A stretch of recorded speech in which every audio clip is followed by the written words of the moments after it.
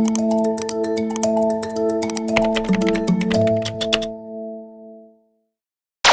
wonder if you might just have a look at that photo inside your outlines just there. Taken in Federal Parliament, question time, just a few weeks ago. And in some ways it's indicative of what Lindsay was just describing for us just there. Count them. It's the opposition front bench, and all 7 MPs have their heads buried in their phones, no one looking or talking to each other.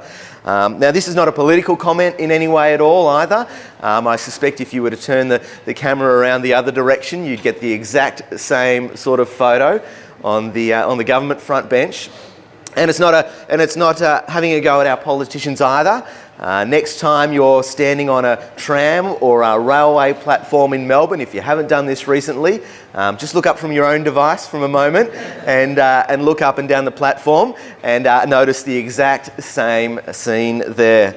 As Lindsay's been describing for us, technology can draw us together in wonderful ways and enable us to do some tremendous things in our work, but it can also isolate us from the person right next to us physically. As Sharon said a moment ago as well, the topic for this morning is humanising work and really unpacking that disconnect, if you like, between how technology can do such wonderful good in connecting us, but also great harm in separating us from people. I showed that photo to someone a few weeks ago, and 15 minutes after I showed that photograph to her, she got a text message from her son, who was in an airport on the other side of the world, and she said to me, "Isn't it tremendous the ability of technology to connect me with my son, who's in an airport in the other side of the world right now?" And I had to agree. I mean, right there was that juxtaposition between the harm of technology in alienating us from one another, but also the tremendous ways it connects us with each other too. And hence, as Lindsay said, you can have 5,000 Facebook friends, but no one who really deeply knows your hurts and your pains. That survey research that Lindsay has done is very helpful for us. 37% of all workers feel lonely at work, and a key driver for this is the advances in tech. The tech that was meant to draw us together, and it does in wonderful ways, also pushes us apart. Hence the phrase dehumanising work that we've been using thus far this morning. But just to unpack that expression a little bit more, what do we mean by dehumanising work? Well, simply put, it's work practices or habits or cultures that impact or damage part of what it means for us to be human, that undermine ways that God has made us to be. So hence, humanising work means practices, habits, cultures that foster, that encourage what it means to be human, to live as God intended us to be. And this epidemic of loneliness caused by new work practices and habits is a perfect example of dehumanising work. Because loneliness is right at the opposite of what God intended for humanity. Rather, we were made for relationship with one another. Now, why do I say that? Because to be human is to be made in the image of God. And who is God? Well, at his core, he is a relational being. I just want to spend a few minutes unpacking that now, that claim that I just made. We're made for relationship because God is a relational God, and then apply that to our workplaces so that we can hopefully be the kind of people who humanise rather than dehumanise, as Lindsay has just encouraged us. So at the heart of orthodox Christian faith, there is the belief that God is triune. He is Father, Son, and Holy Spirit. He is three persons united in love, as one author puts it. And perhaps one of the clearest places in the Bible where you see that is that passage that was just read for us from John 17, where Jesus is praying in the Garden of Gethsemane right before his death. Verse 20 there, he prays this: "My prayer is not for them alone. I pray also for those who will believe in me through their message, that all of them may be one, Father, just as you are in me and I am in you. So in this prayer, Jesus prays for all those who will in the future one day believe in him. You and I. This is Jesus 2,000 years ago praying for you and I. And the focus of this prayer is on the unity of God's people. He prays that twice in this prayer. Verse 21 there that I just read out, and also verse 23 again, that all of them may be one. Now, why does Jesus care about the unity of his followers, them having deep relationship with one another? Well, he goes on to unpack that the way we relate to others actually points to something of what the Godhead is like, what God is like. That is the unity within the Godhead. Twice in the passage, Jesus also speaks about unity within this Godhead, Father, Son and Holy Spirit. Verse 21, the Father and the Son are one. You are in me and I'm in you. And then again, verse 22, Jesus' desire for his followers to be one as we, Father and Son, are one. And what is the nature of this unity within the Godhead? Well, another word that Lindsay used just there, it is love. Again, twice in these few verses, Jesus points to the love between the Father and the Son. Verse 23, he mentions it.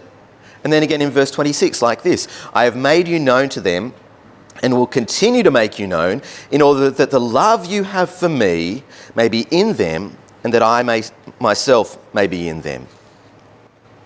Let me just summarise all of that so far that I've said. For all eternity, the Godhead, Father, Son and Holy Spirit, has existed in perfect, loving oneness.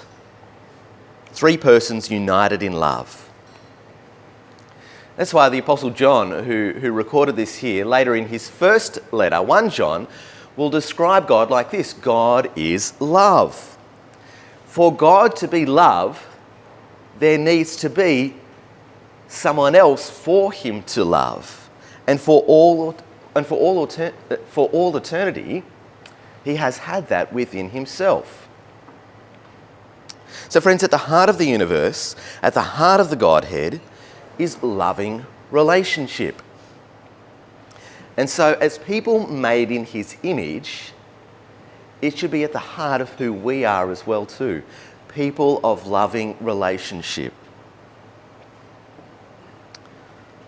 However, as I alluded to a moment ago, this passage says more than just that. The point of Jesus' prayer here is not ultimately to convey some doctrine to us, the loving oneness of the Godhead, but Jesus prays that his followers might be one, that we might be the kind of people characterised by loving personal relationship, because it points to what God is like. Notice that in verses 21 and 23. Jesus says, may they also be in us, so that the world may believe that you have sent me. I have given them the glory that you gave me, that they may be one as we are one, I in them and you in me, so that they may be brought to complete unity. Then the world will know that you sent me and have loved them even as you have loved me. Friends, being a person of loving relationship is not just good for you, because of course it is good for you. As Lindsay has just spoken of, the damage and the harm that comes from loneliness. No, being a person of loving relationship is going to be good for us. But not just good for us. Living in that way is nothing short than bearing witness to the nature of our triune God. That when you are a person of loving relationships, particularly in the workplace, you display something to a watching world of what God is like. Then the world will know, Jesus prays. Now, of course, this is profoundly at odds with the culture that we are in at the moment, a culture where my identity is not understood in relation to others. I don't determine who I am in relation to you, but my identity I determine really for myself. It's what we often call individualism. The philosopher Luke Ferry describes individualism like this: as thinking of yourself as an end in yourself. Who I am begins and ends with me. So I define who I am apart from you. But you see how this is profoundly at odds with how God defines himself. He defines himself in relationship to Father, Son and Holy Spirit, to other, within himself. And so we need to understand ourselves in terms of who we are in relation to others. A theologian by the name of Broughton Knox puts it like this: the doctrine of Trinity tells us that ultimate reality is personal relationship. Relationships are the most real things there are. And so in light of that, I suggest that individualism is unreality, it's unreal, it's dehumanising. And specifically for our purposes this morning, we want to be alert to anything in our workplaces that might foster that kind of dehumanising thinking and behaving. In particular, technology which might foster dehumanising practices. So what kind of technologies and behaviours dehumanise us? And how might we perhaps resist them for ourselves and even counteract them? Well, Lindsay's touched on this already, but just thinking through the implications of where we work. Now, long gone are the days where work was bound to a physical space, Monday to Friday, 9 to 5. Indeed, to continue to work within those kind of boundaries and limitations for many modern types of work is actually limiting and counterproductive in lots of ways. Rather, technology now allows us to work, as Lindsay said, at almost anywhere at any time. We hot desk, we work from home, we meet in a cafe, which, by the way, is where I wrote 95% of this talk. I was on a flight from Canberra last month, and I was using the free Wi-Fi on board, sending emails back and forward. Didn't have to stop for the flight at all. And at one point, the air host said to me, look out the window. And we were just flying over these snow-capped mountains, 30,000 feet. And she said to me, it's not a bad office, is it? And I had to agree. At this point, it was the wonder of technology, which we considered in our first talk. My office at that moment could be 30,000 feet above snow-capped mountains. And indeed, many types of modern work require creativity that the old open plan office actually hinders. And so it's a blessing that new technology allows us to overcome some of those limitations. But, and it's a big but, to work exclusively in isolation is profoundly counterproductive too, not to mention dehumanising. It's fascinating that not long after technology allowed us to work anywhere at any time, another phenomenon arose, that is co-working spaces. An acknowledgement that the isolation that technology enables, while great for some tasks, is really bad if that's all we ever have. We need the company of others in our work, not just for their company, but also for their wisdom. It's a grave error to think that I possess all the wisdom that is required for my work responsibilities each day. It's a deeply arrogant and highly individualistic way of thinking. And yet if we use technology to shut ourselves off entirely from others in our work, that's exactly what we're doing. Rather, we need to embrace the other in our workplace, not just for the relationship, but also for their wisdom. And that is often best done in person. The informal exchange of ideas over a desk, for example.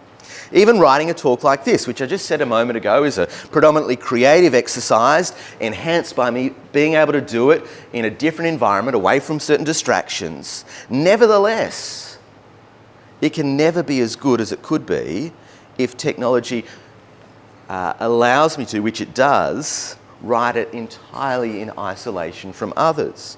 On the contrary, I regularly bounce ideas around with colleagues, and it's always better for the informal exchange of ideas. We need others in our work, not just for the relationship, but also for their wisdom.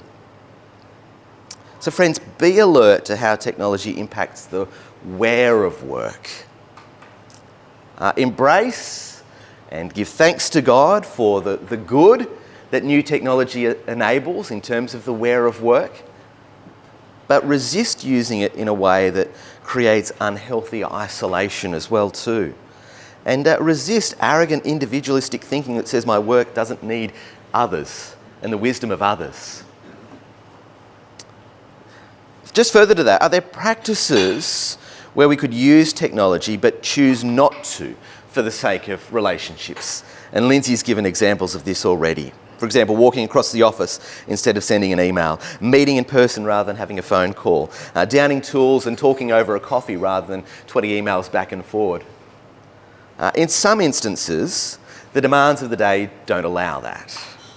Or actually, constant interruptions to colleagues don't necessarily enhance my relationship with them either, but might harm it.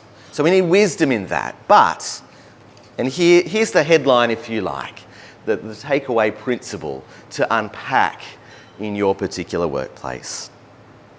Can we be the kind of people in the office who are alert to opportunities to do things differently for the sake of relationships? Let me say that again.